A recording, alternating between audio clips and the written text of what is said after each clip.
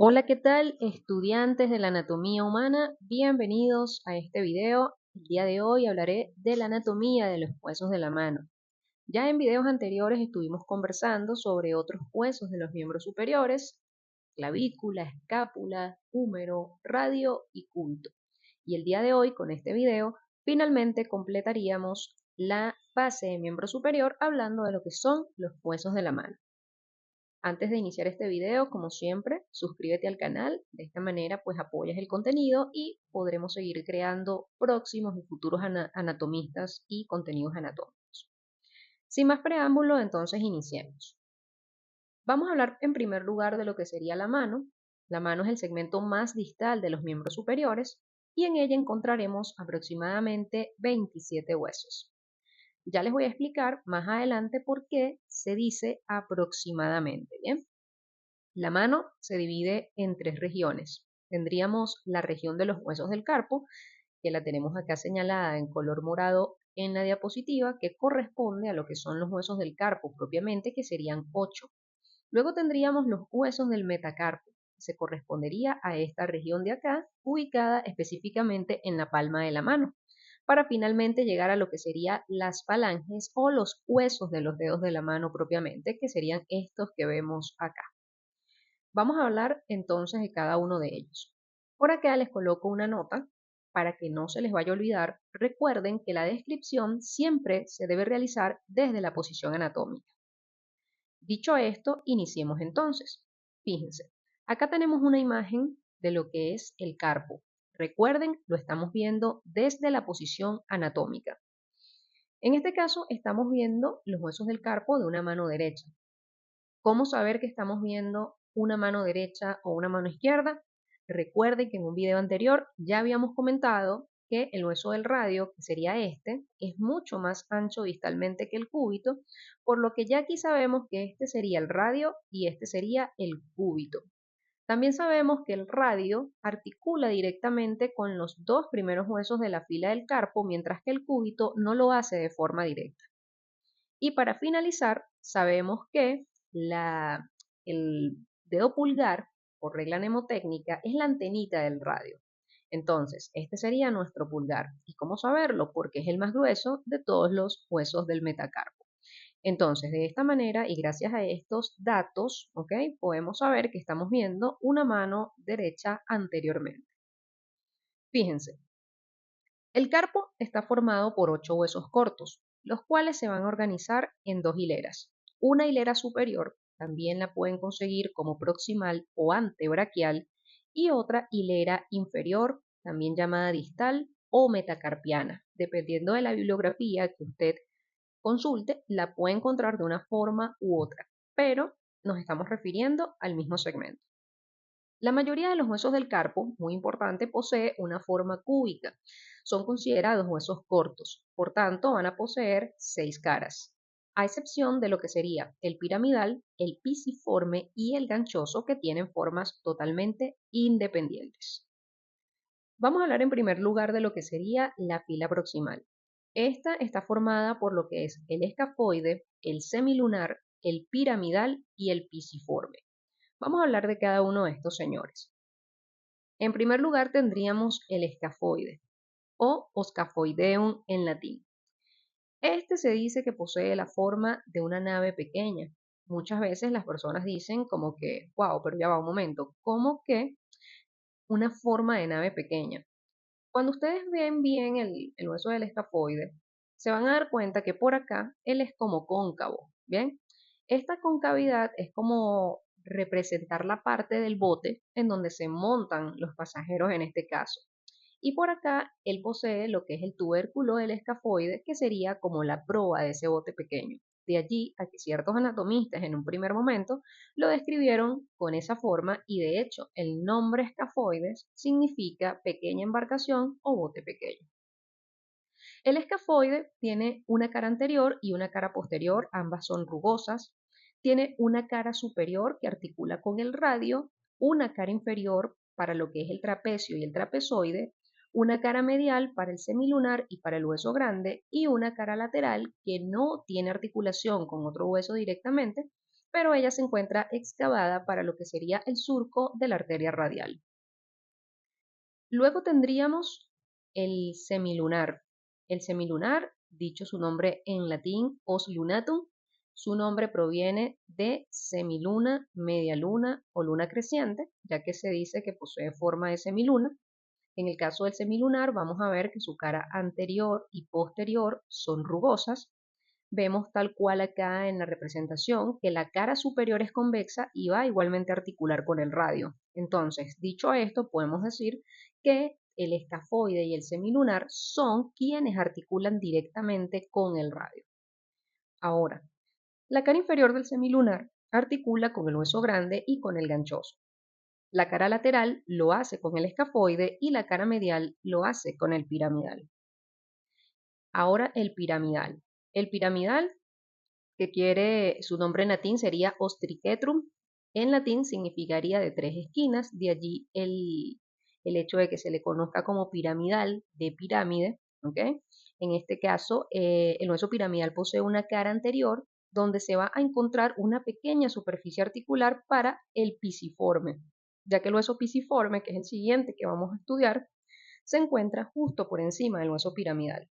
Además, posee una cara posterior en la que se encuentra una saliente para la inserción del ligamento colateral cubital del carpo, una cara superior para el disco articular, una cara inferior para el ganchoso, una cara lateral articular con el semilunar y una cara medial.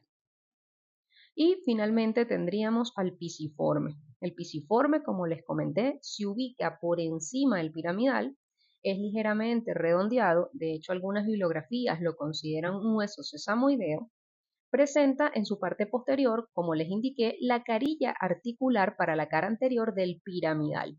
Ahora, lateralmente posee un surco para la arteria cubital y anteriormente una superficie para la inserción del músculo flexor cubital del carpo y para el abductor del meñique. Esto sería todo en cuanto a la primera fila, de lateral a medial o de afuera hacia adentro. Vamos a hablar ahora de lo que sería la fila distal. Aquí tendríamos al trapecio, trapezoide, hueso grande y hueso ganchoso. Fíjense, vamos a hablar primero del trapecio. El trapecio en su cara anterior presenta un surco para el músculo palmar mayor. En la cara posterior presenta ciertas rugosidades para inserciones ligamentosas. La cara superior articula con el escafoide. La cara inferior lo hace con el primer metacarpiano, una cara lateral y una medial que se articulan con el trapezoide y el segundo metacarpiano. El hueso trapezoide posee una cara anterior y posterior que también son rugosas. Su cara superior articula con el escafoide, su cara inferior articulará con el segundo metacarpiano, su cara lateral articula con el trapecio y su cara medial articula con el hueso grande. Ahora, el hueso grande, que por cierto, a todas estas se me olvidó comentarles que el trapecio también se considera o se llama ostrapecium en latín y el nombre o el significado de su nombre viene del griego trapecion, que quiere decir mesa pequeña. ¿Okay? Mientras que el trapezoide o ostrapezoideum viene del griego trapecion, que quiere decir parecido al trapecio. Ahora vamos con el hueso grande o en latín os capitatum. Quiere decir cabeza. Es el hueso más voluminoso de todo el carpo en su totalidad. ¿Okay? El hueso grande tiene una cara anterior rugosa y una cara posterior en donde se va a encontrar la apófisis del hueso grande. En la cara superior se va a articular con el escafoide y el semilunar.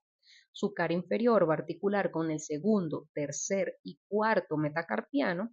Acuérdense que él es bastante voluminoso, por lo tanto abarca pues una mayor superficie. Y su cara lateral articula con el trapezoide y el escafoide. Y su cara medial lo hace con el ganchoso. Finalmente, el octavo hueso del carpo, el hueso ganchoso, posee una forma de prisma triangular. Su nombre en latín sería os amatum, quiere decir gancho, ¿ok? Recibe este nombre por una prominencia característica que se encuentra en la cara anterior que parece literalmente un gancho. ¿Okay? En él vamos a encontrar 5 caras. Una cara anterior que presenta precisamente esta saliente en forma de gancho, una cara posterior rugosa, una cara inferior articular para el cuarto y quinto metacarpiano, una cara lateral para el hueso grande y una cara medial que superiormente se articula con el semilunar. Muy importante decirles que hay una regla mnemotécnica que nos va a ayudar a aprendernos los huesos del carpo de una forma mucho más fácil y en el orden exacto en que se ubican en el carpo. Esta regla mnemotécnica es: esa señorita pide pizza, traigan, traigan, huele grandioso. Hay otras, hay muchas reglas mnemotécnicas, pero en lo particular a mí me parece que la más fácil de aprenderse es esta. ¿Okay? Entonces fíjense cómo, por ejemplo, E de escafoide, C de semilunar, pi de piramidal, pi de pisiforme, tra de trapecio, tra de trapezoide, hue de hueso grande y la G del ganchoso. Entonces, bueno, lo interesante de esta regla mnemotécnica es que nos permite aprendernos, ¿no?, en el orden exacto en los que ellos se ubican, tanto en la primera como en la segunda fila. Muy bien. Lo que es el macizo carpiano o el canal carpiano o el túnel carpiano. Fíjense, entre los 8 huesos del carpo forman lo que se conoce como un macizo óseo o macizo carpiano, el cual está representado por 4 caras: una cara anterior o palmar, una cara posterior o dorsal y lo que es la cara superior y la cara inferior, y posee 2 bordes. La cara anterior del macizo carpiano es excavada y va a formar lo que es el canal carpiano, el cual está delimitado por los tubérculos del escafoide y del trapecio, y medialmente está delimitado por la eminencia del pisiforme. ¿Okay? Recuerden que el pisiforme se ubica por encima del piramidal, y por el gancho del ganchoso. Una lámina fibrosa va a recorrer, dependiendo de la bibliografía, lo pueden conseguir como el retináculo flexor o el ligamento transverso del carpo, que se va a extender entre estas dos salientes y va a formar propiamente el techo del túnel, formando entonces pues este túnel complejo que va a ser atravesado por el nervio mediano y los tendones de los músculos flexor común profundo de los dedos, flexor común superficial de los dedos y el palmar mayor. ¿Qué pasa? Que de allí viene precisamente el nombre de una patología bastante conocida como el síndrome del túnel carpiano, que ubica o que sucede, mejor dicho, cuando precisamente esta estructura o este ligamento se inflama y genera presión en las estructuras que pasan por el túnel carpiano. Ahora bien, continuamos a lo que es el metacarpo. El metacarpo se refiere al esqueleto de la palma y dorso de la mano. Está conformado por 5 huesos largos, llamados huesos metacarpianos, uno para cada dedo. Lo bueno aquí es que no se pusieron a inventar, no hubo creatividad por parte de los anatomistas y simplemente les denominaron hueso 1, 2, 3, 4 y 5 respectivamente, siendo el pulgar el número 1 y el meñique el número 5. Estos metacarpianos proximalmente se articulan con la segunda fila del carpo y distalmente lo hacen con las falanges proximales de los dedos. Entre ellos va a existir lo que se conoce como el espacio interóseo y van a presentar ciertas características. ¿Cómo describir nosotros un metacarpo? Es importante saber que poseen una base, un cuerpo y una cabeza. ¿Okay? De hecho, son considerados huesos largos. ¿Okay? Ahora, ¿cuál es la característica que posee cada uno de los metacarpianos? Fíjense, el primero de ellos es el más corto y el más voluminoso, corresponde a lo que sería el pulgar. El segundo es el más largo de todos y no tiene una cara articular lateral. El tercero se prolonga como una especie de apófisis estiloide. El cuarto es un poco más pequeño y menos voluminoso, y finalmente el quinto. Si nosotros quisiéramos decir cuál de todos ellos es el más largo es el segundo metacarpiano. ¿Cuál es el más grueso? El primer metacarpiano. Y el más delgado, el cuarto metacarpiano. Ahora, para ya finalizar, nos iríamos a lo que serían las falanges. Fíjense que las falanges son los huesos de los dedos propiamente. Cada dedo, con excepción del pulgar, consta de 3 falanges. El pulgar solo tiene 2 falanges. Estos huesos reciben los nombres de falange proximal, falange media y falange distal. En el caso del pulgar solamente tendríamos falange proximal y falange distal. Las falanges, igual que los metacarpianos, son huesos largos que presentan una cabeza, un cuerpo y una base. ¿Cuáles son las características de las falanges?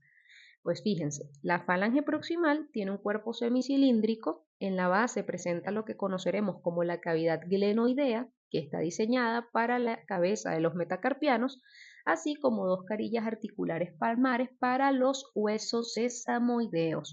¿Se acuerdan que al principio les comenté que son 27 huesos aproximadamente? Bueno, en la mano vamos a encontrar ciertos huesos sesamoideos a lo largo pues de todas las articulaciones, principalmente en el pulgar, el índice y el tercer dedo.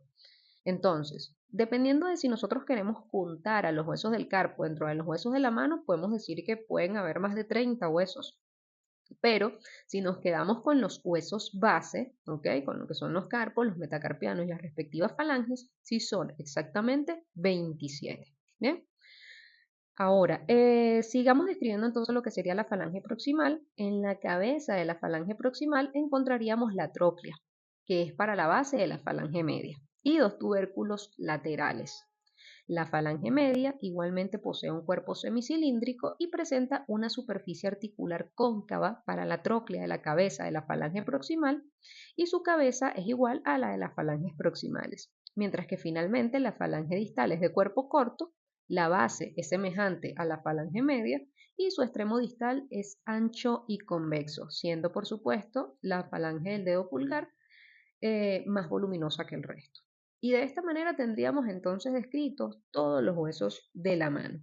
Si les ha gustado este video, ya saben, por favor suscríbanse al canal, déjenme su comentario y qué otro video les gustaría que estuviéramos tratando en este canal para próximos videos.